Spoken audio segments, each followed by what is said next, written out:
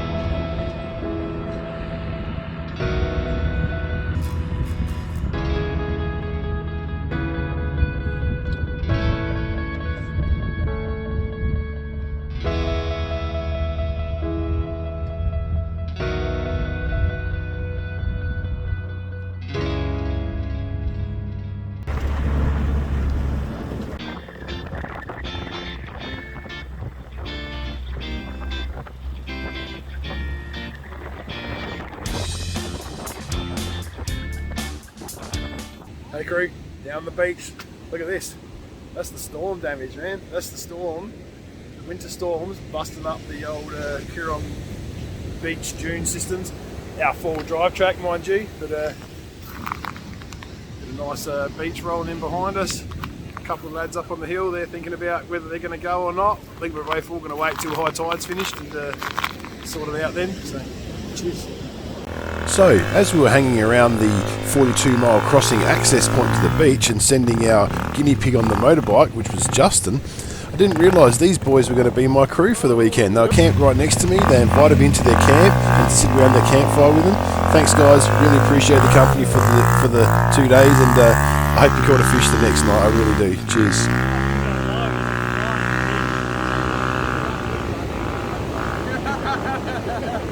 Alright, we just sat down, had a bit of a chat on the beach here, had a bit of a chat. We're all going. We're gonna risk it. Nah. I mean, if the water comes up, it might hit our tyres. It's high tide now. It's not going to get any higher. So only the big waves are making the track. So as a group of like 5 cars here, we're all just going to head down. So the guy on the motorbike said it's fairly firm, especially on the top track. So we'll hit it up, get to a camp and set some shit up, eh?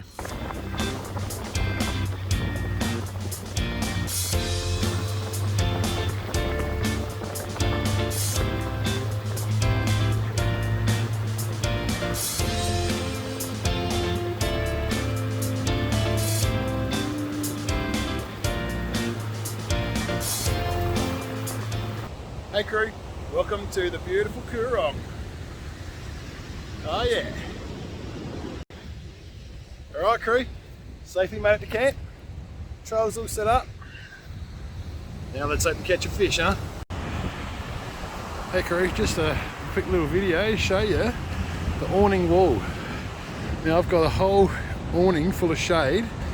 Without that wall though, the shade would end about here. So that would be about half the awning's worth. I'd barely get my chair under the awning and keep shady. So the sun's going down over here. Put that wall up, we get shade all afternoon.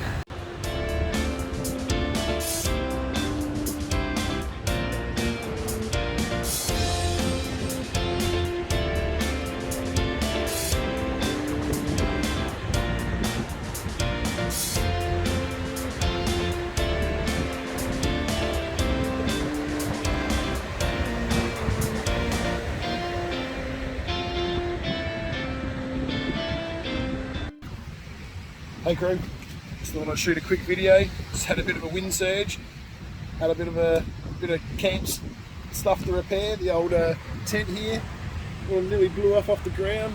Here's me holding the tent down with one hand, looking around, thinking, what am I gonna do? End up grabbing my yesky full of bait and threw that in the tent just to try and hold it down while I rushed around, grabbed some pegs, run back, pegged it down. It's the tip, peg everything down for the wind right from the start. Don't just think because it's calm, it's gonna be calm. Nearly got caught out, but we're sorted now. Now just chilling, just like watching camp while it's windy, sorting stuff out. Got a bait in the water, just chilling out. Not fishing hard, just check every half hour or so. Hey crew, just out having a casual fish. Just brought my line in, had the most giant bust off. Busted off my sinker and my hooks. 60-pound leader going to my hooks, 30-pound trace leader going to my sinker, snapped them both off. More than nothing, so very weird. Anyway, have a look at the beach.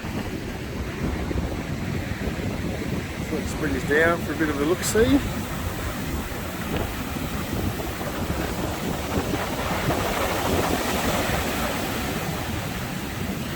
Even though it's really windy, it's an offshore breeze, so it's fairly calm. So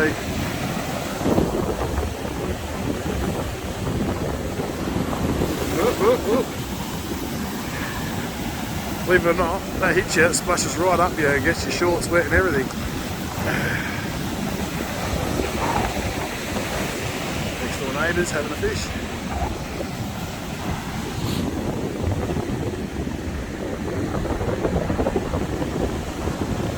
It's an interesting area right here at where the water meets the sand, I tell you. It's a real steep beach down here. It's a lovely place to be, I tell you.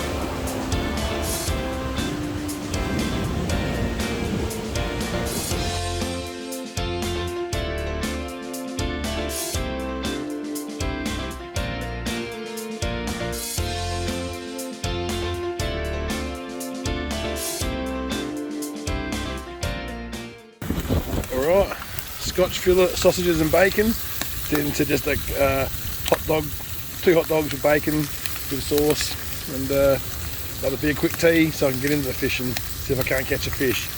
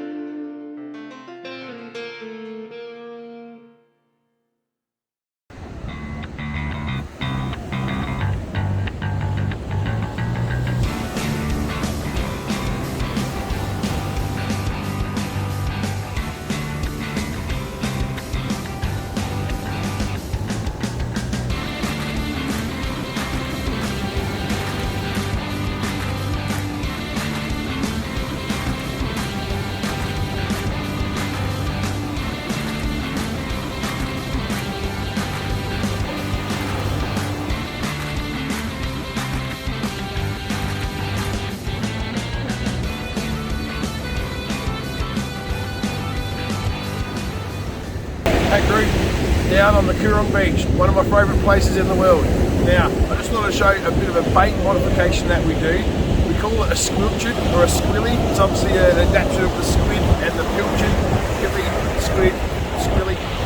What we do is we slide the head of the pilchard up inside the squid, like so. Now, to any fish, that now looks like the squid is trying to eat a fish that's too big for it. What better time for another fish to eat the squid than when he's eating the big fish? So now we bait this up to the top, through the top of the tube. So the squid's going to escape, he's going to shoot off that way, and that's the way the other way is probably going to attack it. So put a nice big hook straight through the top there, and that bottom hook, we're going to go through the squid and through the head of the pilchard. Like that. And that's going to be our squilly. Now I'll cast that out now and fingers crossed.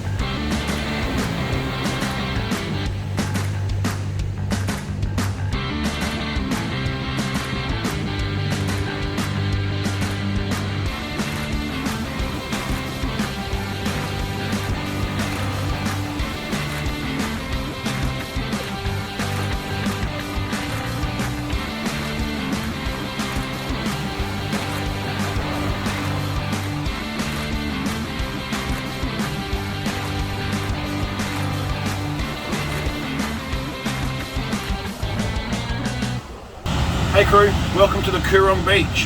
I thought I'd do a video on fishing knots, explain the knots I like to use and show you how to tie them.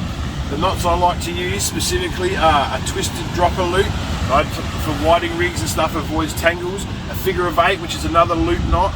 Also, my main knot that I use is called a locked half blood knot, which is my favourite knot. And then I also use a braid to swivel connection when I'm putting my braid to a swivel. So stay tuned and check out my knots. Okay, here's my 4 favoured knots. We've got the locked half blood knot. We've got the swivel to braid connection. We've got the twisted dropper loop. The loop's a bit big, I give you, but it's a good example of the knot. And then the figure of 8 loop knot, which is very easy to tie. I use this when I'm on the boat or whatever. I won't tie that on a boat. You're very focused and you can get yourself a bit seasick or whatever. So I'll tie that beforehand. Let me come and show you. So there's the braid to swivel connection that I tie. That's a locked half blood knot. I use that on everything, hooks, swivels. That's my most used knot. Here's the fancy knot, and what that does is that holds the loop out at 90 degrees and it avoids tangles. Unlike this knot, when you got that knot as you drop a loop like that, that can tangle a lot easier because it doesn't have the loops securing it. So those, anyway, that's my 4 knots that I use when I fish. I'll have to show you how to tie them maybe when I'm at home because it's a bit noisy here. Hey crew, have to end my solo trip a day early, having 12-volt issues, so don't want my scotch fillet going bad or my milk going bad, so it's alright. We've had a good night fishing. I'm fishing till high tide today, and at midday I'm going to head home this afternoon and eat scotch fillet at home tonight. So anyway, a bit disappointing that had a bit of a failure, but at least sort it out now. I've got some bigger trips coming up, so hopefully get it all sorted before then. So cheers. So, with my 12-volt on the fritz, I decided to head home a day early. Special thanks to the crew next door. That's Ryan, Joden, Chris, Justin and Luke. Thanks for the hospitality, guys. I bet you'll be glad I remembered all your names. So, thanks for the hospitality, and I really hope you've got a fish. Cheers.